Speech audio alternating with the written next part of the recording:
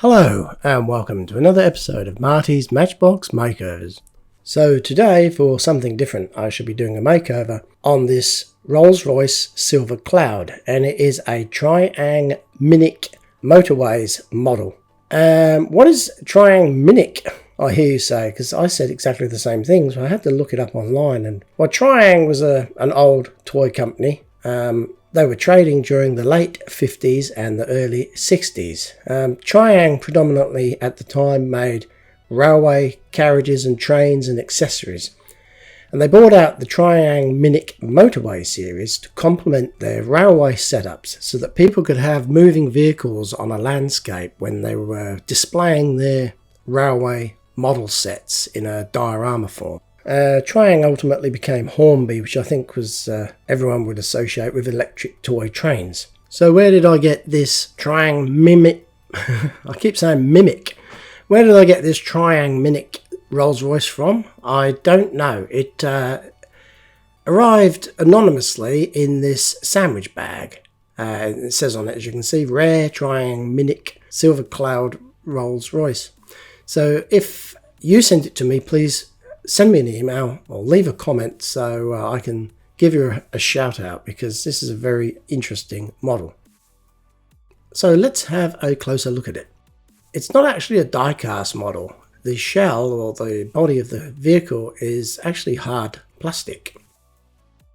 I don't know where this has been, but it looks like it's been found in a workshop or a barn out the back, and it's been sitting on a shelf for a number of years. It's got this unusual patination of filth on it. Got some great details, quite a nice looking vehicle. And a typical Rolls-Royce of a sort of a dull grey with a hint of blue in it. Now underneath I'm looking and I'm thinking, what the heck is all this? Because I've never ever seen one of these before. There's a rotating piece on the front that looks like a sort of maybe an electric pickup. The base is brass, which you wouldn't see these days, and it's held on with two screws, one at the front and one at the back.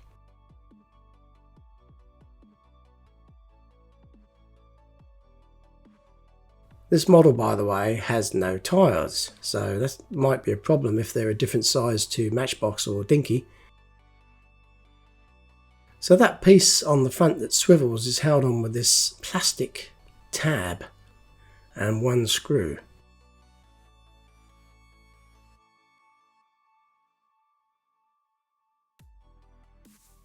So now that piece has become loose, and with a bit of a wiggle it comes out. I don't know if it's meant to come out, and I'm worried I'm going to break something. I might just leave it in there for now and take the other screw out and see if it's attached to anything.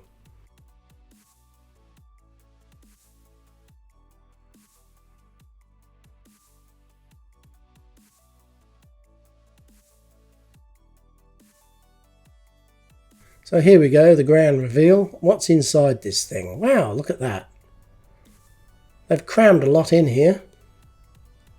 Don't know what that bit is, I'll look at that in a second. Well, have a look inside. You can see that even the inside is plastic as well, plastic bits. And I noticed that all the chrome accessories on the outside are actually additional plastic bits that have been fitted, and with little peened over plastic ends on the back there to hold them in place. Obviously, like use heat or something and a press to connect those to the body. But having another look at this, there's a little electric motor in there and a small set of gears, a couple of magnets there, and a spinning armature. That cog is actually bigger than the wheel hub. Have to try and find a tyre that's bigger than that, I guess, otherwise the cog will be running on the ground. Looking at this, this seems to be moving freely. There's a couple of brushes there on the end of the armature, the bit I think it's called the commutator. This piece here, I'm not too sure what it is, but it seems to be connected to two inputs. Probably one's the earth and one's the positive. And I don't know why that would be there. Just my first impressions. These look like a couple of brass pickups underneath, or copper. copper pickups. This bit here, I'm still fascinated by it. I've never seen anything like it before. It turns freely.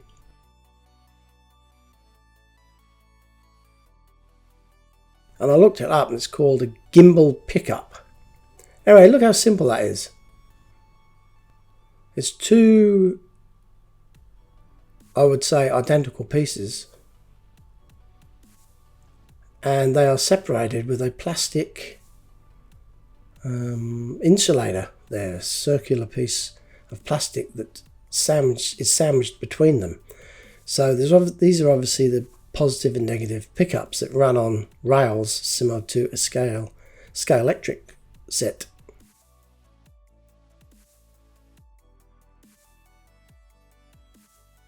So those are the contacts that sit on the track. One is fixed to the chassis or the base, and the other one is free floating but is insulated with some kind of insulating material.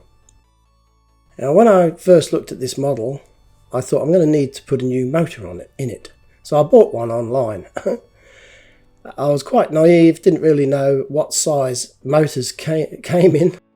And obviously the one I bought is far too big, so I won't be a simple case of switching it out. And this one here is a little bit too small. This is indeed a miniature electric motor.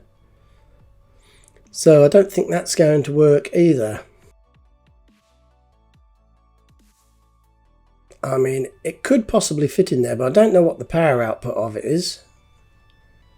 And the spindle is very thin, needle-like, and I haven't got one of these gears to fit on it. So in my mind I was thinking I had all the bits kicking around that I could fix this thing up, but see, that there's no way knowing I could get that on there centrally. I did find another tiny gear and I experimented. I glued it onto the spindle. Not too sure if the glue would hold though over time. I soldered some wires on it and I basically decided I'm not going to use it today. It just seems not fit for purpose. The number of teeth on the drive cog, I don't think they would mesh particularly well with the originals. So I'll just set that aside for now and keep thinking about what I'm going to do. This thing here, I looked it up online, I took photos of it, I used Google Images. It seems to be connected between the two inputs, like positive and negative, and I don't understand what its purpose is. Now this is me just checking out to see if that little motor was working after I soldered the wires onto it in case it had heated up inside and was now kaput. So I know it works, so I'll set it aside for now, like I said before. Now that little spring there is so simple, this little setup. There's two brushes that run the motor, supply power to the motor. Here's one.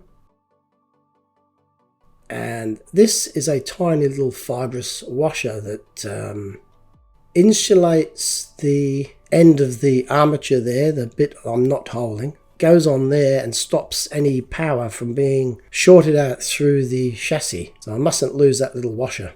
So I'm looking at this motor and there's a very, very fine hair-like copper wire off of the pickup, the commutator, I think it's called. So I'm going to have a go at soldering it back on. I'm not known for my soldering skills, but I'll give it a shot anyway, because I've actually ordered some more motors online, and whilst I'm waiting I thought I might as well have a go at fixing this.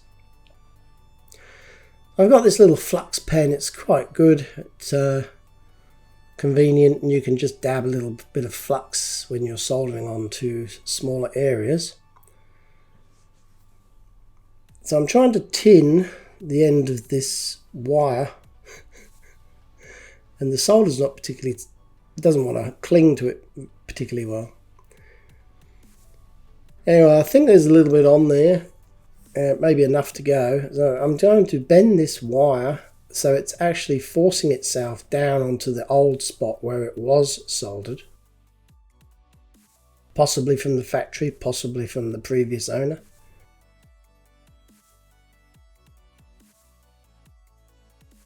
So I've got it pressing down there. I just need to try and stick it in place with a dab of solder. Now, first attempt, I'm worried I'm going to cook something here. The soldering iron's very hot, obviously.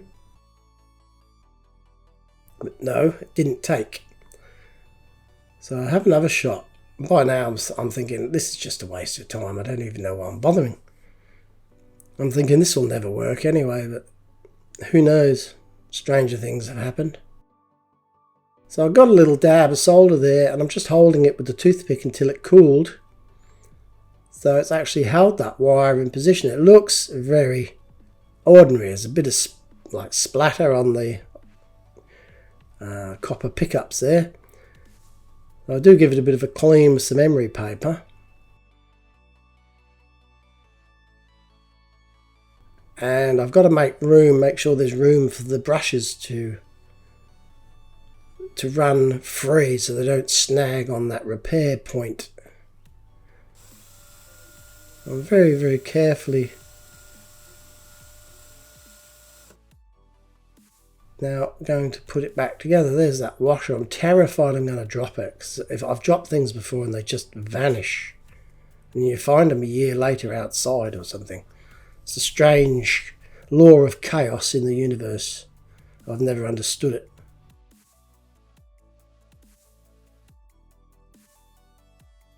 Oh, see, now luckily I spotted that, else I would have been looking for it later. So I've got to somehow prise both sides of that chassis pivot point apart, but simultaneously press the motor in without damaging the windings. I get it in and I just crush that piece with my thumb is in slightly, inboard a little bit.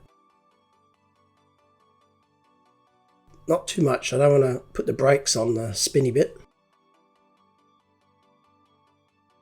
So let's have a look. Well, it seems free and it's not dropping out of that pivot point or the bearing, I guess you could call it, a very rudimentary bearing.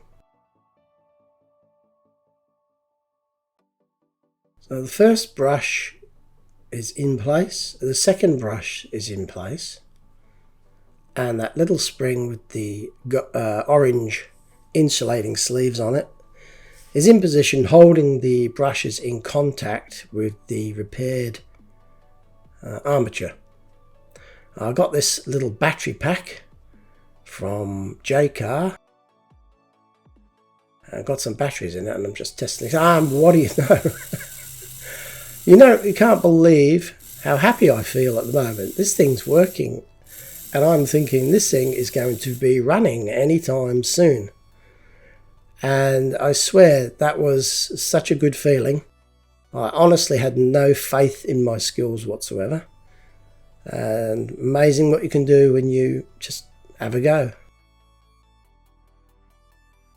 And just to make it a little bit better, run it slightly a little bit better than it is, I thought I'd give it its best chance of recovery.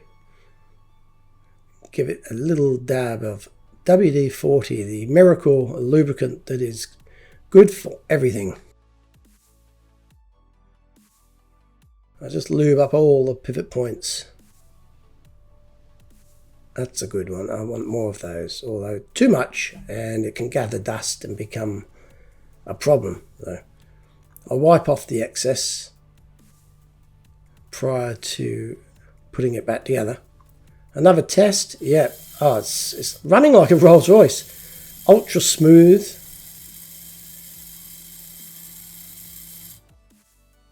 And I think that's enough for one day.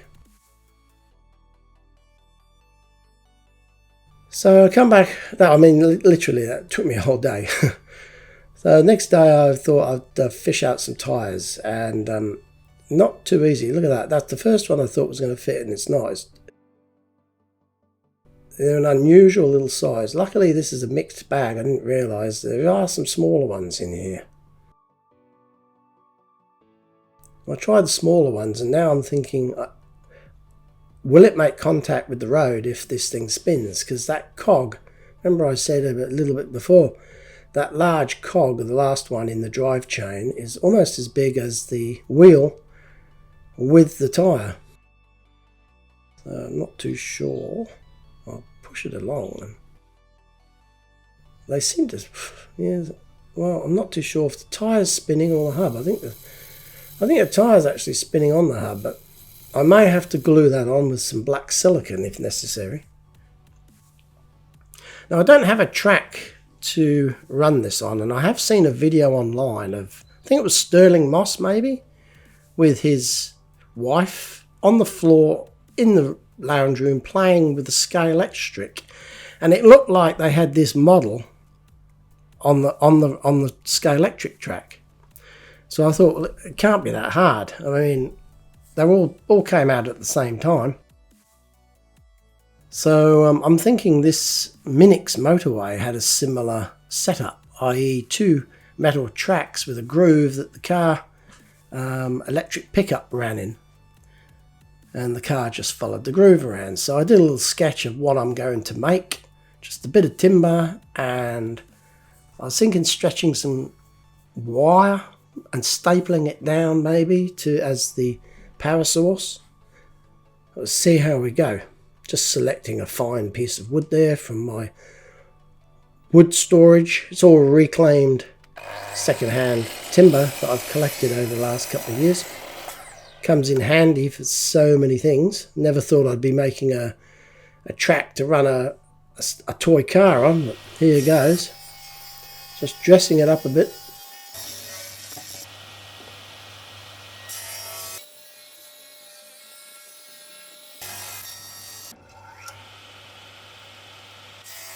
I want a nice smooth surface for the roadway, so I'm having to skim the face of this, and my saw's not deep enough to do it in one sweep, so I have to do it twice. I have to remember to rotate the wood when I'm doing it.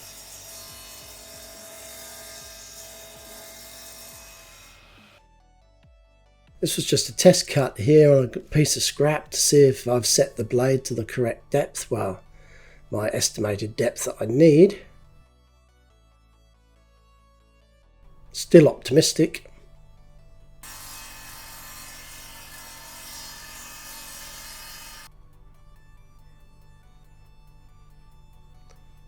Doesn't really look deep enough, but when I put the wires on there, that should lift the model up slightly, so, and basically sort of artificially make the groove deeper.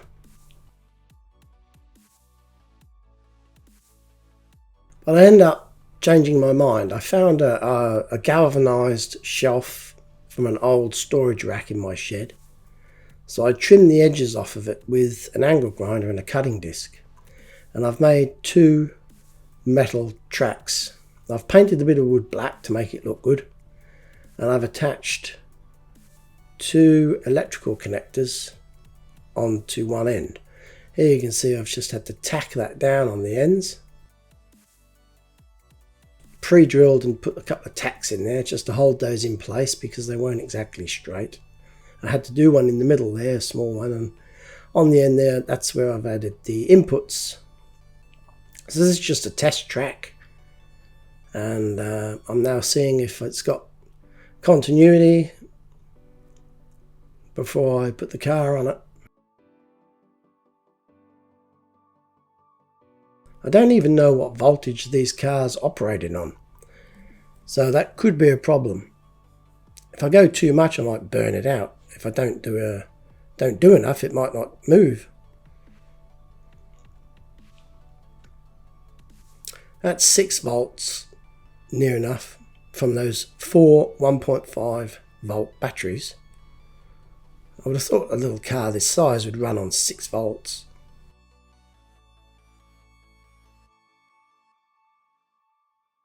So now I have to see if that pickup is going to, as you can see, I'm pushing it with my thumb. The pickup moves up and sits on those shoes underneath. Remember the one that was floating and the one that was fixed? So I'm trying now to get a power to the car, and it's kind of working, but only on an angle. It's like the track is too wide for the gimbal, and I might have made an error in my sort of estimated measurements. And after I'm stuffing around with it for so long, the wire broke again. So knowing I've done it once, I feel confident I can do it again. Anyway, I had enough of that for now, so I'm moving on to, with fresh eyes, onto the body of the car. And look at that number plate on there, it's absolutely tiny. That's going to have to come off, and everything's going to have to be cleaned. Not paint stripping it, obviously, because it's plastic, so I'm just using this dishwashing liquid and some hot water and a toothbrush to give it a clean. And I'm thinking this might be permanently stained and may not come clean, in which case I'll probably have to paint it. I didn't want to, because I like the idea of the plastic. First indications are good. It looks like it's going to clean up pretty good.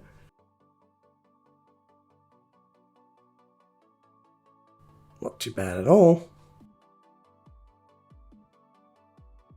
I noticed there's some of the chrome missing, and there's also there's a dent in the roof, like a couple of where it's been dropped on a rock or something.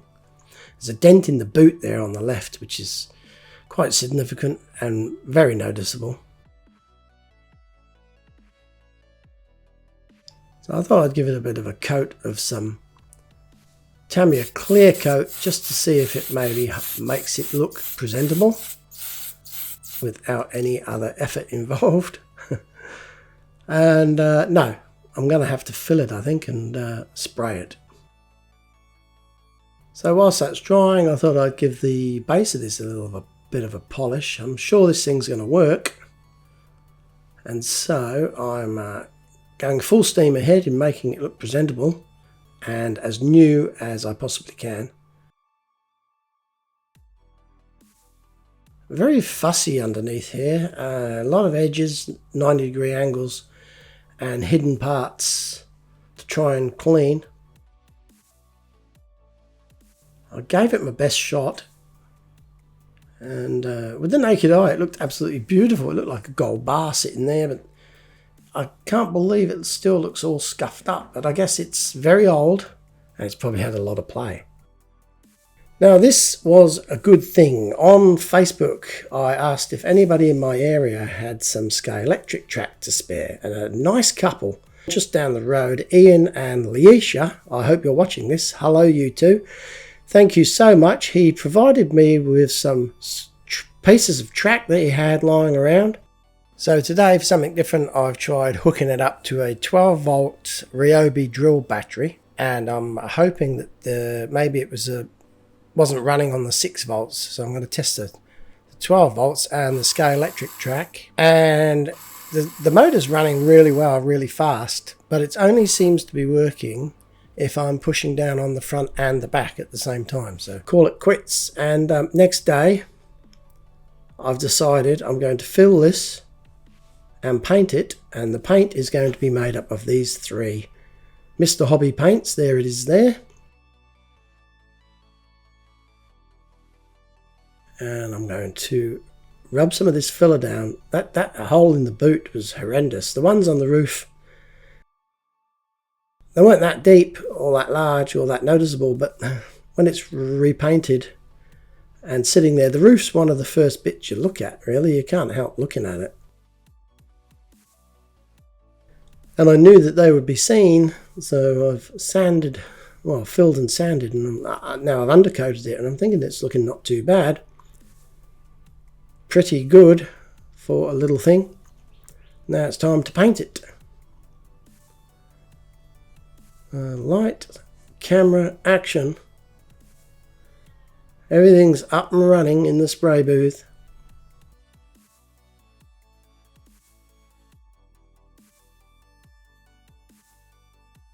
Always run some thinners through the raw thinners through the airbrush before I start, and then away I go.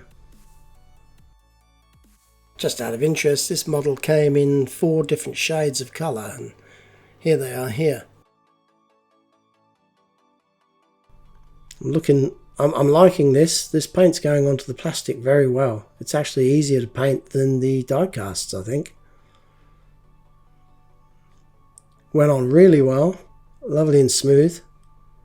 Leave it there to dry. And I've printed out on a decal sheet some new replacement number plates, which are ridiculously small. There's a match head for comparison, and look at how awful they look up close. There's a needle. They are absolutely tiny.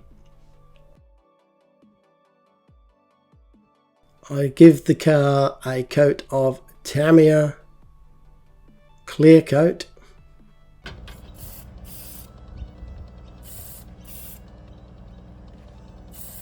It looks absolutely marvellous. I'm happy with that.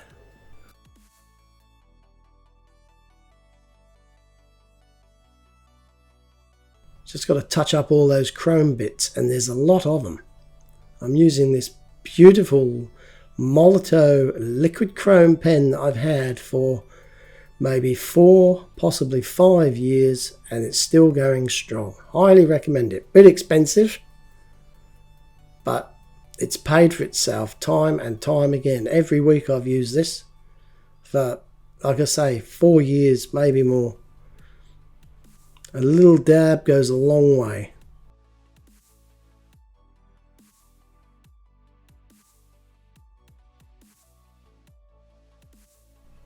Now don't talk because I'm concentrating here.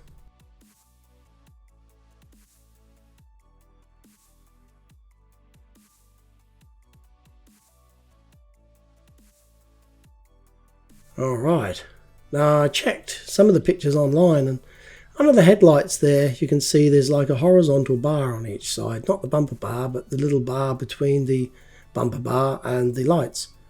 Some of those models don't seem to have that, so this must be a different sort of year model. The grille looks amazing.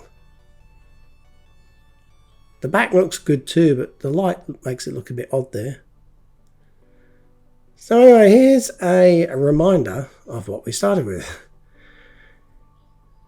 I must admit, I looked at it and I thought, what the hell is it? The way it's sitting there, I didn't know it was an electric car and had a pickup underneath until I started playing with it.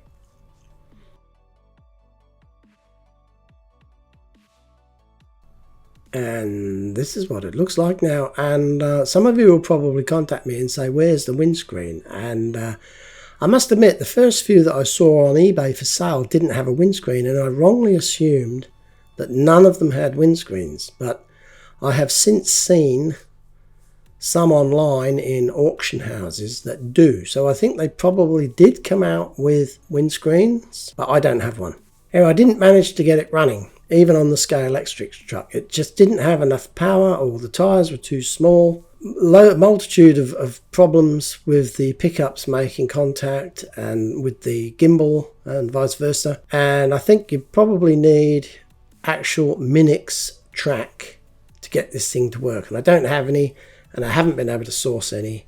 So I apologise I can't show you it in action. But you can use your imagination and imagine how much joy this vehicle would have given kids back in the day. It would have been great. So thank you all for watching. I hope you've enjoyed this presentation. If you have, please like, share and subscribe and recommend to your friends. And until next time, this is Marty from Marty's Matchbox Makeovers saying goodbye.